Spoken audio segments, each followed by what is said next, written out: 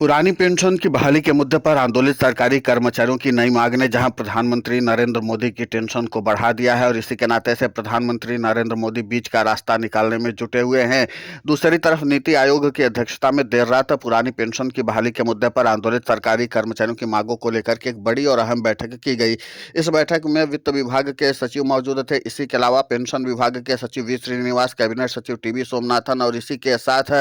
नीति आयोग के अध्यक्ष भी इस बैठक की अध्यक्षता कर रहे थे। उन्होंने कहा कि जिस तरीके से पुरानी पेंशन की बहाली के मुद्दे पर आंदोलित सरकारी कर्मचारियों ने इस बार के बजट में 40% अतिरिक्त बजट की मांग की है, जिसके नाते से सरकारी कर्मचारियों की आर्थिक सुरक्षा की जरूरत को पूरा किया जा सके और इसी के लिहाज से उन्होंने इस पर सबसे ज्यादा बल दिया। आपको बता दें कि सरकारी कर्मचारी इस बार के बजट में 40% अतिरिक्त बजट की मांग कर रहे हैं ताकि सरकारी कर्मचारियों की बुनियादी जरूरतों को पूरा किया जा सके। पुरानी पेंशन की बहाली के मुद्दे पर आंदोलित सरकारी कर्मचारियों के प्रतिनिधियों ने कहा कि जब उस बार एनपीएस और यूपीएस को लेकर के भी सरकार ने तमाम तरह की गतिविधियां की, तो भी सरकारी कर्मचारियों की बुनियादी मांगों का नजरअंदाज किया गया था। इसी के नाते से पुरानी पेंशन की बहाली के मुद्दे पर आंदोलित सरकारी कर्मचारी इस बार 40% अतिरिक्त बजट की मांग कर रहे हैं। ध्यान रहे, पुरानी पेंशन की बहाली के मुद्दे पर आंदोलित सरकारी कर्मचारियों ने यह भी कहा है कि अगर पुरानी पेंशन की बहाली के मुद्दे पर आंदोलित सरकारी कर्मचारियों की सभी मांगों को सरकार ने नहीं माना, तो फिर इसके बाद बजट पेश होते ही पुरानी पेंशन की बहाली के मुद्दे पर आंदोलित सरकारी कर्मचारी ग्राउंड जीरो पर एक बार फिर से अपने आंदोलन को चालू कर देंगे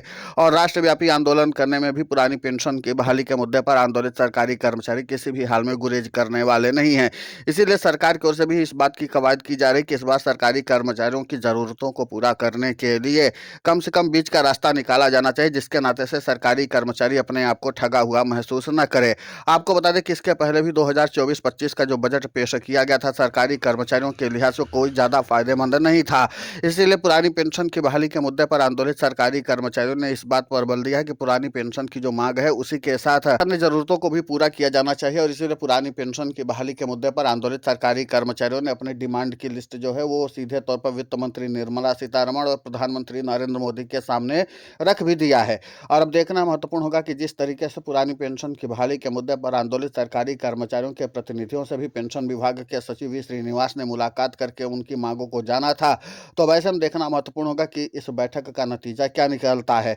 क्योंकि पुरानी पेंशन की बहाली के मुद्दे पर आंदोलित सरकारी कर्मचारी फिलहाल अपने आंदोलन के मोड को एक्टिव किए हुए हैं और इसी के साथ सरकार के ऊपर दबाव भी बना रहे हैं कि अगर हमारी जरूरतों का ध्यान सरकार नहीं रख सकती है, उस सरकार के लिए हम क्या काम कर सकते हैं। जो सरकार सरकारी कर्मचारियों की बुनियादी जरूरतों को पूरा नहीं कर सकती है, उनकी आर्थिक मजबूती के लिए काम नहीं कर सकती है और इसी सरकार की सारी योजनाओं को हम लोग जमीन पर लागू करवाते हैं और उसको संचालित करवाते हैं, बावजूद इसके सरकार हमारे लिए 40% का अतिरिक्त बजट निकाल करके हमारे आर्थिक मजबूती को आधार नहीं दे पा रही है। अब इसी के नाते से सरकारी कर्मचारियों सरकार के बीच रार ठनती हुई नजर आ रही है और इसीलिए इन आला दर्जे के अधिकारियों के साथ बैठक की गई है। पेंशन विभाग के सचिव वी श्रीनिवास का मानना है कि उन जरूरतों में अगर बात की जाए तो सरकारी कर्मचारियों की तनख्वाह से लेकर के पेंशन और इसी के साथ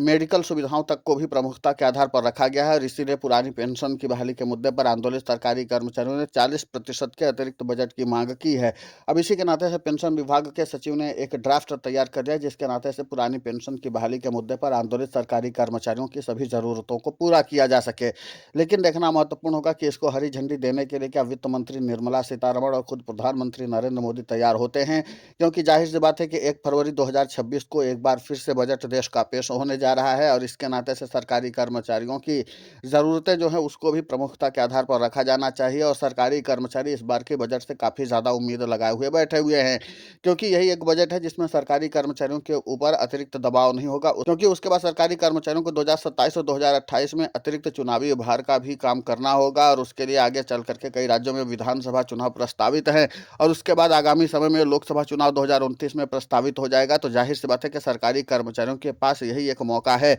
जब सरकार से सीधे संवाद करके अपनी मांगों को पूरा करवा सकते हैं। इसीलिए पुरानी पेंशन की बहाली के मुद्दे पर आंदोलित सरकारी कर्मचारियों ने इस बार एड़ी चोटी का दम लगाया है और सरकार के ऊपर दबाव बनाने की कोशिश कर रहे हैं। इस बैठक का नतीजा क्या निकल कर सामने आता है आगामी 1 से 2 दिन में पता चल जाएगा, क्योंकि उसके बाद प्रधानमंत्री नरेंद्र मोदी के साथ और फिर वित्त मंत्री निर्मला सीतारमण के साथ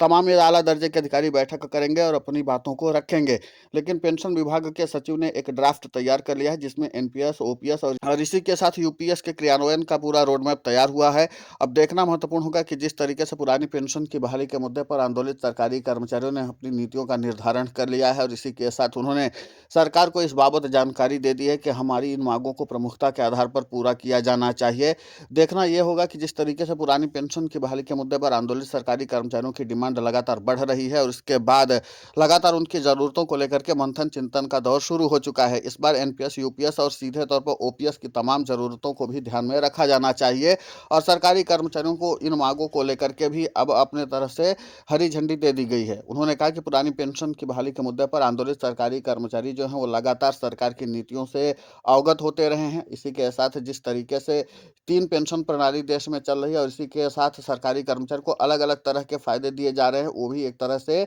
पूरी तरीके से अन्याय हो रहा है और पुरानी पेंशन की बहाली के मुद्दे पर आंदोलित सरकारी कर्मचारी अब लगातार दबाव बनाने की कोशिश में जुटे हुए हैं। इसी के साथ सरकारी कर्मचारी अपने आंदोलन की तैयारी में भी जुटे हुए हैं। पुरानी पेंशन की बहाली के मुद्दे पर आंदोलित सरकारी कर्मचारियों के प्रतिनिधियों ने कहा है कि अगर सरकार हमारी मांगों को गंभीरता से विचार में नहीं लेती है तो फिर जाहिर सी बात है कि बजट पेश होने के तुरंत बाद राष्ट्रव्यापी आंदोलन सरकारी कर्मचारियों का शुरू हो जाएगा। इसी के साथ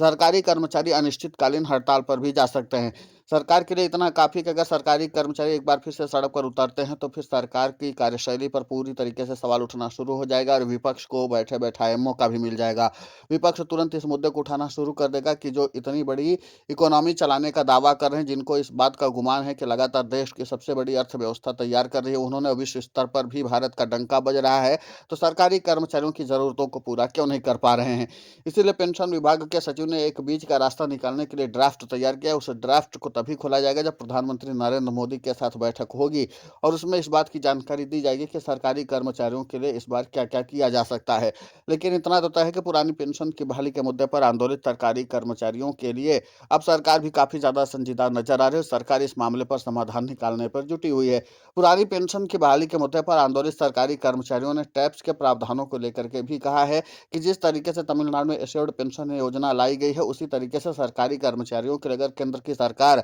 एश्योर्ड पेंशन योजना लाती है तो सरकारी कर्मचारी उसको स्वीकार करने में जरा भी गुरेज नहीं करेंगे। बावजूद इसके सरकारी कर्मचारियों के लिए एश्योर्ड पेंशन योजना तमिलनाडु की सरकार की तरह ही लाई जाए, बल्कि सरकार की तरफ से ये ना कहा जाए कि अगर इतनी ज़्यादा हम लोग प्रावधान रखते हैं सरकारी कर्मचारियों के लिए तो हमें अतिरिक्त वित्तीय बोझ पड़ेगा। इस बार सरकारी कर्मचारियों ने सरकार के अतिरिक्त वित्तीय बोझ वाले दाव को फेल कर दिया है और सीधे तौर पर अपनी मांगों को प्रमुखता के आधार पर रखा है। फिलहाल इस पूरे घटनाक्रम को लेकर के आपकी प्रतिक्रिया बहुत महत्वपूर्ण होती है। आप हमें कमेंट करके जरूर बताएं। साथ ही पुरानी पेंशन की बहाली के मुद्दे पर हम लगातार आंदोलित होकर के खबरें चला रहे हैं। आप हमारे समर्थन के लिए चैनल को सब्सक्राइब करें, खबर को ज़्यादा से ज़्यादा शेयर करें ताकि पुरानी पेंशन की बहाली का मुद्दा और बुलंद हो।